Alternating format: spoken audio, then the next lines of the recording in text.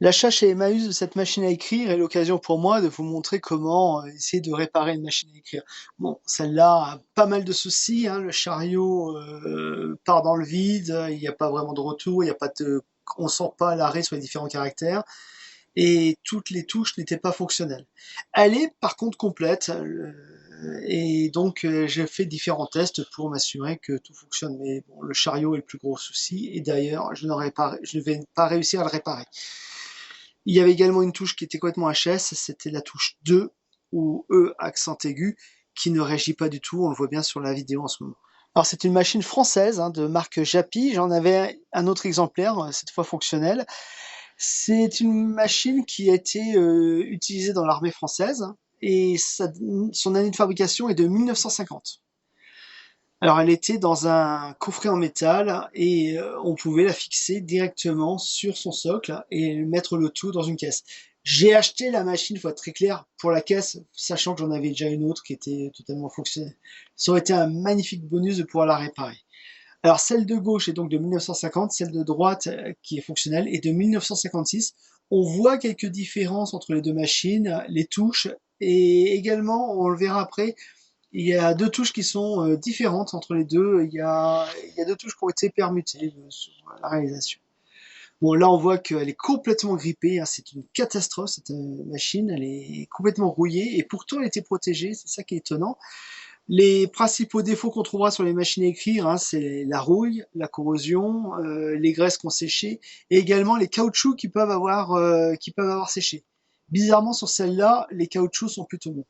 Alors le produit magique que j'ai utilisé pour le nettoyage, c'est un nettoyant contact, hein. Ça se trouve comme ça, un nettoyant contact. C'est un produit assez gras, mais qui a le mérite de bien faire sauter la rouille, de bien faire sauter les graisses séchées sur les composants. Alors, je le mets, genre, je suis assez généreux, mais tout. Alors, sachez qu'en dessous de la machine, il y a différents réglages qui sont accessibles, hein. Là, par exemple, sous la petite trappe qui a été enlevée, il y a le réglage qui permet d'ajuster la hauteur de frappe des majuscules et celle des minuscules. Et sur les côtés, il y a deux réglages aussi pour bien régler le niveau des touches Shift. Alors là, j'enlève le carénage de la machine pour pouvoir bien accéder aux parties mécaniques. Globalement, le carénage, c'est purement esthétique. La machine est totalement en métal et est complètement rigide sans son contour. Alors là, on voit bien la corbeille, c'est l'endroit où se trouvent toutes les lettres et tous les marteaux qui vont aller taper la lettre sur le papier. Et là, j'avais enlevé, alors c'est une petite tige de métal qui relie le levier de la touche avec le levier qui frappe le caractère. Alors l'astuce que j'ai trouvée pour remplacer cette petite tige de métal, c'est de prendre un paperclip, un trombone, voilà, un trombone que j'ai mis à plat,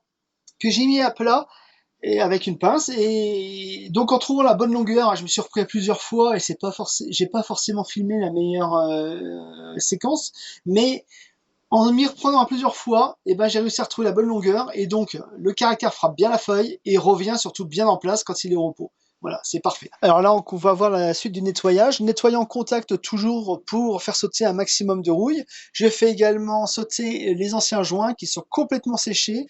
Et après, je vais passer, ben, après avoir laissé agir le produit, on va tout simplement être très généreux en produit dégraissant. Alors, le produit dégraissant, c'est du produit pour dégraisser les chaînes de vélo, par exemple. Le voilà, c'est le produit jaune. C'est un dégraissant, donc après coup, c'est nettoyage à l'eau, tout simplement.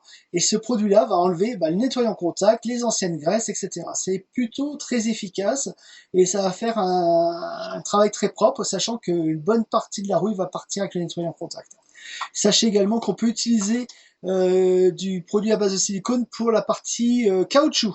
Alors ça peut être de l'huile silicone, du nettoyant plastique ou du liquide hydroalcoolique qui est plutôt bon pour et qui ne desséchera pas les caoutchoucs. Extraction du ressort qui va ramener le cylindre. Hélas, il est cassé, donc la restauration s'arrête ici pour moi. J'ai remonté la machine, hein, toutes les touches fonctionnent, tous les marteaux fonctionnent. Hélas, le cylindre flotte dans le vide, donc je le mets en position bloquée. Ça reste un bel objet de décoration, mais je n'ai pas pu la rendre à nouveau fonctionnelle.